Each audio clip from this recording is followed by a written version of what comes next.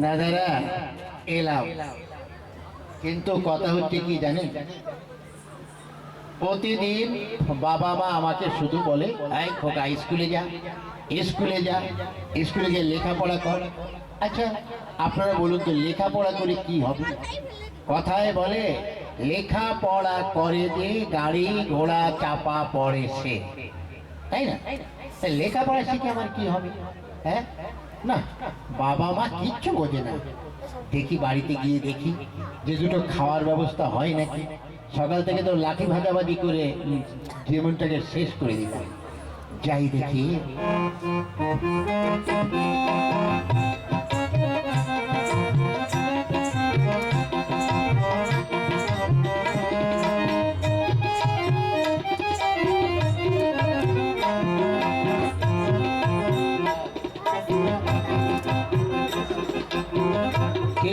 কি করছো? কি আর করবো, এই তো রান্না বান্না সারলাম সবই। আচ্ছা, তো সে ছেলেটা কোথায় যাবে? কোথায় আর যাবে, হয়তো পাড়ায় কোথায় খেলাধুলো করে বেড়াচ্ছে। কেন, তুমি ওকে স্কুলে পাঠানোর ব্যবস্থা করনি? দেখো, আমি ওকে অনেকবার বলেছি যে খোকা তুই স্কুলে যা, স্কুলে যা, তা ও কিছুতেই স্কুলে যেতে চায় না, বলে লেখাপড়া শিখে কি হবে। শোনো, আমি কিন্তু আর সহ্য করবো না, অনেক সহ্য করেছি, আর করবো না। ও ছেলেটা মানুষ হবে না। আজ দেখো ওর বয়সী যারা সবাই কত সুন্দর লেখাপড়া করে বড় হচ্ছে, হ্যাঁ, কত বুদ্ধি হচ্ছে, হ্যাঁ, আর ও একদম লেখাপড়া করবে। শোনো, আমি তোমায় বলে যাচ্ছি, কি, যদি ও স্কুলে যায় তবে ওকে ভাত দেবে, নতুবা ওর ভাত খাওয়া বন্ধ। কথাটা যেন মনে থাকে। বেশ তাই করবো। ছেলেটা খুব দুষ্টু হয়ে গেছে। হ্যাঁ, মা, ওই আসছে মা, আর ভ্যা ভ্যা করতে হবে না। এই কোথায় ছিলি? মা, আমি একটু ওই নান্টু পল্টু সল্টু বিল্টু ওদের সঙ্গে খেলা করতে গিয়েছিলাম। হ্যাঁ, তা নান্টু পল্টু সল্টু বিল্টু ওদের সঙ্গে খেলা করতে গিয়েছিলে? তা ব্যাপারটা হচ্ছে কি, তা ওই স্কুলে যেতে হবে না? কেন মা? এই তোমরা রোজ রোজ এই স্কুল স্কুল করো কেন বলো তো? স্কুলে গিয়ে কি হবে? বারে, স্কুলে গেলে লেখাপড়া শিখলে তোর বুদ্ধি হবে, জ্ঞান হবে, বৃদ্ধি হবে। মাগো, এখন বিদ্যার কোনো দাম নেই, এখন বুদ্ধির দামই বড়, বুঝলে? হ্যাঁ, বুদ্ধির দাম বড়। হ্যাঁ গো মা, তুমি বুঝবে না। আজকাল যদি বুদ্ধি না থাকে তাহলে কিছুতেই সে ভালোভাবে থাকতে পারবে না। ও, তার মানে তুই স্কুলে যাবি না?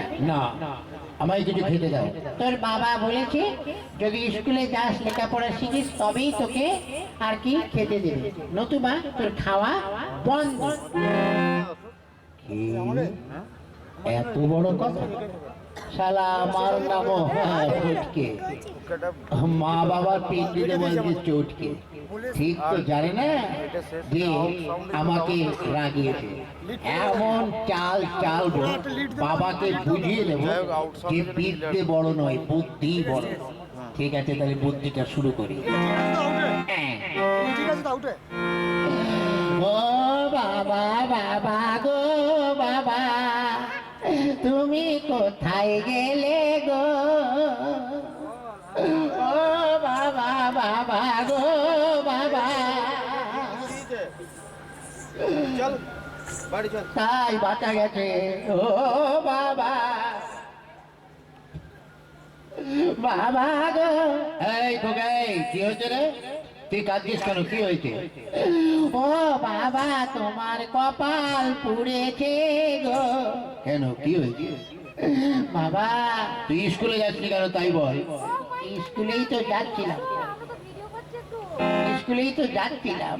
হ্যাঁ, তা কি হলো? আমি স্কুলে যাচ্ছি, তখন ওই বাস স্ট্যান্ডে গিয়ে দেখি। কি দেখিস? দেখি কি?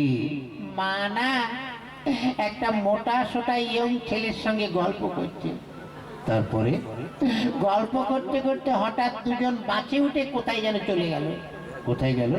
আমার মনে হয় সিনেমায় গেছে। কি এত বড় কথা? আজ প্রায় 20 বছর হলো তোর মার সঙ্গে আমার বিয়ে হয়েছে। আমি যখনই বলি চলো একটু ঘুরতে যাই, যদি বলি একটু সিনেমায় যাই, অথচ আমাকে ডিনাই করে। ঠিক আছে শোন খোকা, তোর মার সিনেমা দেখা আমি বের করছি, তুই যা। কোথায়? স্কুলে যেতে হবে না, বাড়ি জাগে খেয়ে নে যা। ঠিক আছে। আমি যাই তোর মার কাছে।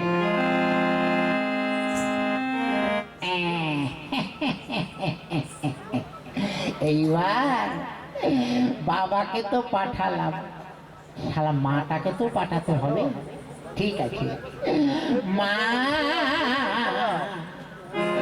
ও মা গো,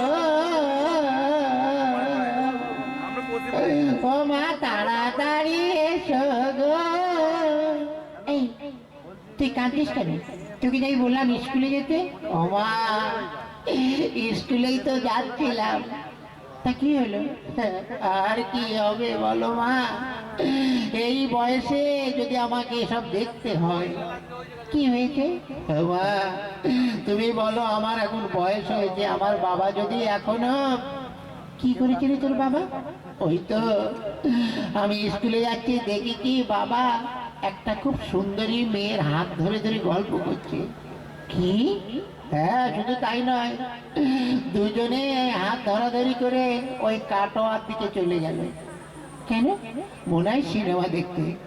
কি এত বড় কথা? কেন, আমাকে দেখতে শুনতে কি খারাপ? হ্যাঁ তাই বলো তো মা, তোমাকে এখনো বিয়ে দেওয়া যায়। হ্যাঁ ঠিক বলেছিস। হ্যাঁ, আমার এমন কি বয়স, অথচ আমাকে রেখে অন্য মেয়ের হাত ধরে সিনেমায় গেছে। শোন পটলা, তোর আর যেতে হবে না স্কুলে, তুই ভালো মন্দ খা, তোর বাবা সিনেমা দেখা আমি বের করছি, চাই।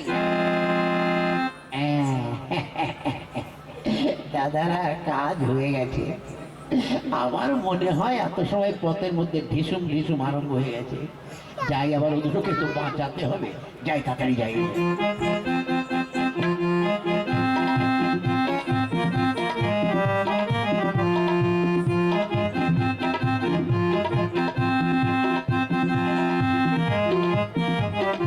তাই তো খোকা এসে বলল যে ওর বাবা নাকি কোন এক ইয়ং মেয়ের হাত ধরে সিনেমায় গেছে। মনে হয় বেশি দূর যেতে পারবি। ঠিক আছে, মেয়েই রাস্তা ধরে যাবে।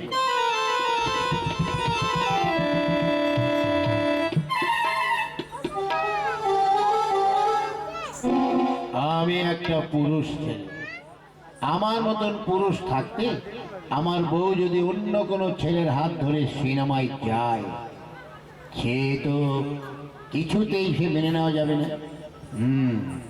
খুব বেশি দূর যেতে পারেনি, নিশ্চয়ই এই রাস্তায় গেছে, যাই তো।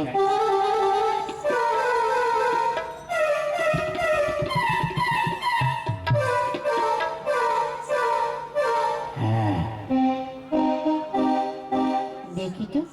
আরে ওই তো, আরে ওই তো কে একটা মনে হচ্ছে।